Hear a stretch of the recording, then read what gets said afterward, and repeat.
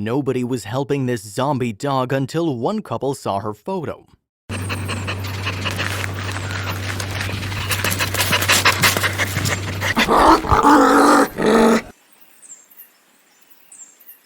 When Una Geiger and her husband rescued Samara, they knew the dog was close to death. She looked like a zombie dog, riddled with mange and having been badly abused and neglected. They knew that if she'd continued to live on the streets of a Moldavian town, she likely wouldn't survive. Chances were she'd be beaten to death, gassed, or run over.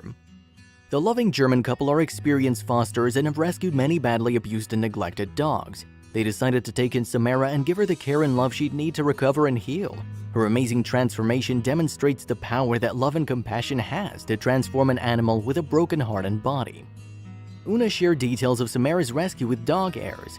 2 years ago, my husband came across a photo that not only shocked him but also rocked his world. He knew this little dog was on death's door. If she continued to live on the streets of Chisinau, Moldavia, she'd be beaten, gassed, or run over. And if she were to be rescued, it might be more merciful to put her down gently.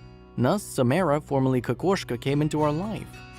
She was suffering from severe Demodex mange and looked more like a zombie dog than a normal pup. Additionally, due to the abuse on the streets of Chisinau, she was panic-stricken and aggressive.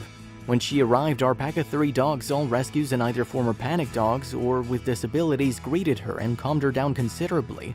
She lived in a pack on the street, so she was used to living with other dogs, and soon she slipped into the pack structure as if she'd been born into it. Dealing with us humans was a whole different matter. Walking, moving, even raising one's voice to call the dogs back, it all made her fearful and coward. Caring and dealing with the mange was a struggle. She had to be shaved, and besides her medicinal baths, she had to be bathed 3 times a day due to the severe pus-oozing bite wounds that were revealed when she was shaved.